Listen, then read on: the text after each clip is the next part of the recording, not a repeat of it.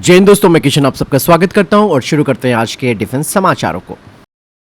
दोस्तों भारत ने एक वर्ल्ड क्लास फैसिलिटी बनाई है जहां दुनिया के सबसे बेहतरीन वैज्ञानिक और इंजीनियर्स काम कर रहे हैं और इस जगह पर दोस्तों हाइपरसोनिक सिस्टम बनाए जा रहे हैं। मतलब साफ है कि आने वाले समय में एक बड़ी खबर भी ये बनेगी। दरअसल भारत हाइपरसोनिक टेक्नोलॉजी के भविष्य पर काम कर रहा है और बाकायदा इस वक्त डीआरडीओ 10 से 12 हाइपरसोनिक प्रोजेक्ट्स पर काम कर रहा है। दरअसल इस नई फैसिलिटी में काफी वैल्यूएबल डिजाइन का डेटा मिल रहा है जिसका इस्तेमाल हाइपरसोनिक व्हीकल्स और एंटी हाइपरसोनिक मिसाइलों के लिए किया जा रहा है। इस फैसिलिटी से जुड़े जो वैज्ञानिक हैं उन्होंने कहा कि पहले हमें रशिया और दूसरे देशों में जाकर टेस्टिंग करवानी पड़ती थी, इससे हमारा डिजाइन डेटा लीक होने का खतरा रहता था, लेकिन अब हमारे पास खुद की टेस्टिंग फैसिलिटी है। यहाँ पर काफी कम लागत में जितनी बार चाहे उतनी बार टेस्टिंग की जा सकती है। मतलब किसी बाहरी देश पर कोई निर्भरता नहीं रहेगी।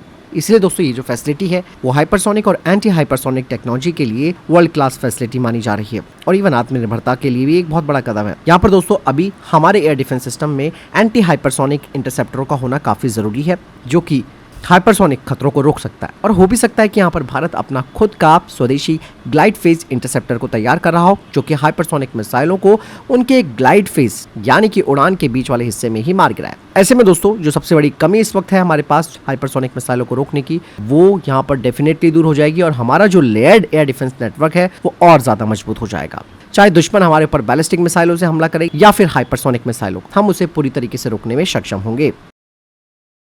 वहीं दोस्तों आप सबको मालूम होगा कि भारत की प्राइवेट सेक्टर की company new space research and technology Abhimanyu combat drone को तैयार कर रही है और स्पेशली ये जो ड्रोन है वो इंडियन नेवी के लिए बनाया जा रहा है। लेकिन अब इंडियन एयरफोर्स की नजरें भी अभिमन्यु कॉम्बैट ड्रोन पर है। इसे पहली बार एरो इंडिया 2025 में प्रदर्शित किया गया था। ये भारत का पहला ऐसा privately developed jet power drone है जो कि जंग के तरीकों को बदल देगा। यहाँ पर दोस्तों अभिमन्यु को लेकर एक बात और मैं आपको बताना चाहूंगा कि ये कोई सामान्य ड्रोन नहीं है बल्कि एक लॉयल विंगमैन की तरह काम करेगा। मतलब ये हमारे फाइटर जेट्स के साथ उड़ान भर सकता है, उनका साथ दे सकता है। इसकी लंबाई करीबन 4 मीटर के आसपास है। इसकी टॉप स्पीड 550 किलोमीटर प्रति घंटा होगी और रेंज 1000 किलोमीटर और ये 20,000 फीट की ऊंचाई तक पहुंच सकता है। इसका डिजाइन स्टेल्थ टेक्नोलॉजी का है जिससे कि दुश्मन के रडार के पकड़ में भी नहीं आएगा। इवन इस अभिमन्यु में एआई और मशीन लर्निंग भी लगी है, यानी कि ये अपने आप से ही मिशंस को पूरा कर सकता है, जैसे कि दुश्मनों को पहचान करना और उनसे बचाव करना।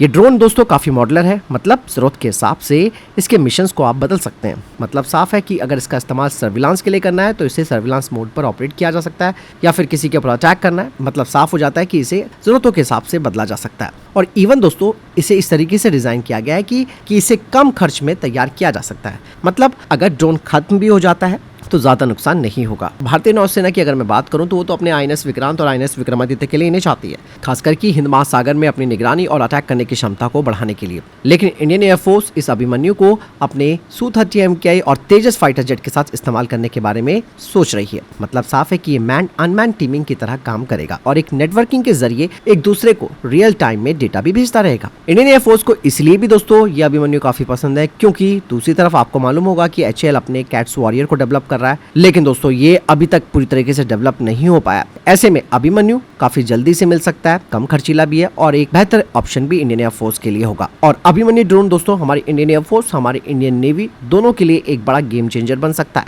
इससे हमने वेरियस प्रोडक्ट्स बनाए हैं, जैसे अभिमन्यु नेवी का एक है जो एक ड्रोन है जो फाइटर प्लेन के साथ चलेगा।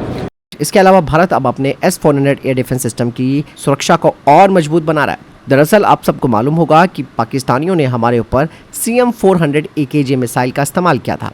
उनका मकसद साफ था कि वो भारत के S-400 एयर डिफेंस सिस्टम को निशाना बनाए। और ये जो CM-400 AKJ सुपरसोनिक मिसाइल है ये चाइना ने इन पाकिस्तानियों को दी है, जिसे JF-17 फाइटर जेट से इन्होंने दागा था। हालांकि इनका ये अटैक फेल रहा और इवन भारतीय एयर डिफेंस सिस्टम ने इसे समय रहते ही खत्म कर दिया। यही वजह है कि इंडियन एयरफोर्स अब S-400 की सुरक्षा को और मजबूत करने जा रही है, जिसका मतलब ये है कि अब S-400 के आसपास भारत का स्वदेशी VLSR-SAM और QR-SAM जैसे truck based missile system deploy किए जाएंगे ताकि S-400 को करीब से आने वाले खतरों से सुरक्षित रखा जा सके। वहीं दोस्तों एक रिटायर्ड इंडियन एयरफोर्स के अधिकारी ने कहा कि CM-400 AKJ एक एंटी-शिप मिसाइल है जिसे जरूरत पड़ने पर जमीनी हमलों के लिए भी इस्तेमाल में लाया जा सकता है। हालांकि ये ना तो एंटी रेडिएशन मिसाइल है और ना ही ये सीड मिशंस कर सकती है, यानी कि suppression of enemy air defences. इसीलिए S-400 जैसे एडवांस एयर डिफेंस सिस्टम को धोखा नहीं दे पाई और फेल हो गई। और यहाँ पर दोस्तों अगर VLSR-SAM और QR-SAM S-400 के साथ डिप्लॉय किए जाते हैं तो ये एक और हमारा जो मल्टी लेयर्ड जो डिफेंस है वो और ज्यादा मजबूत हो जाएगा।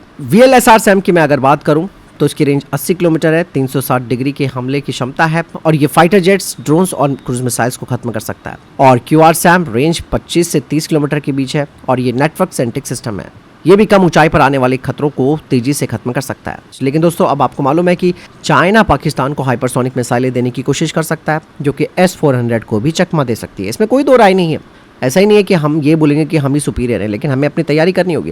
और अभी जैसे मैंने आपको डिफेंस अपडेट में बताया कि भारत एंटी हाइपरसोनिक टेक्नोलॉजी पर भी काम कर रहा है, तो रीज़न साफ है कि इस तरीके के खतरों को रोकने पर भी भारत ने काम शुरू कर दिया है। वहीं दोस्तों पाकिस्तान ने, आपने देखा होगा कि ऑपरेशन सिंदूर के बाद एक प्रोपेगेंडा फैलाना शुरू किया कि हमने उनके 3 रफाल फाइटर जेट्स को मार गिराया।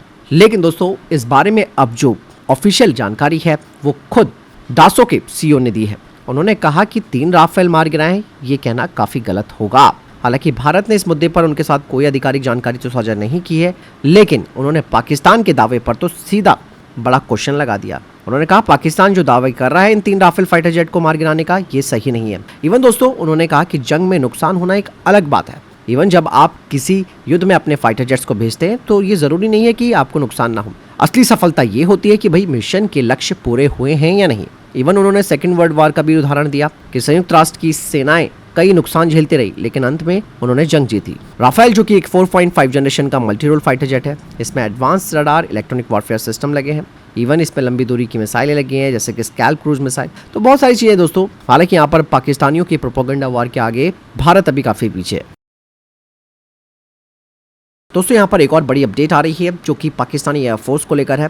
हाल ही में ऑपरेशन सिंदूर के दौरान जो कुछ हुआ उसके बारे में पाकिस्तानियों ने तो सबूत नहीं दिए, लेकिन झूठी खबरें उन्होंने फैलाई। लेकिन अब इंडियन एयरफोर्स इन सब का जवाब देने की तैयारी कर रही है, और जिसमें कि आप साफ तौर पर देखेंगे कि भारत ने कैसे कई पाकिस्तानी फाइटर जेट्स को मार गिराया। बाकायदा अब इंडियन एयरफोर्स इसका पूरा डेटा जनता के सामने रखेगी। दरअसल अभी तक जो बात हमें पता चली है उसमें पाकिस्तानियों के नवाक्स को हमने मार गिराया, जो कि भारत की निगरानी कर रहा था। इवन उनके एक फाइटर जेट को POK में मार गिराया गया। अब यहाँ पर दोस्तों जो इंडियन एयरफोर्स जो डेटा शेयर करेगी वो सैटेलाइट इमेजरी और थर्मल डेटा होगा। इसके अलावा रेडियो कम्युनिकेशन और फाइटर जेट की टेलीमेट्री डेटा को भी साझा किया जाएगा। मतलब साफ है कि पाकिस्तानी पायलटों के बीच रेडियो में क्या बातचीत हुई है वो सब हमने रिकॉर्ड की है।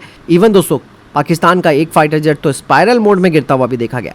बहुत सारी चीज़ें दोस्तों जो आने वाले वक्त में आपको पता चलेंगी, कौन सच बोल रहा है और कौन झूठ, ये भी चीज़ें देखेंगी। मतलब साफ है कि आने वाले वक्त में पूरे भारत को भारतीय वायुसेना दिखाएगी अपनी ताकत, सैटेलाइट तस्वीरें दिखाएगी, रडार ट्रैकिंग की जानकारी देगी, कॉकपिट कैमरे रिकॉर्डिंग को भी दिखाएगी और टेलीमेट्री और रेडियो चैट को भी प्रदर्शित करेगी।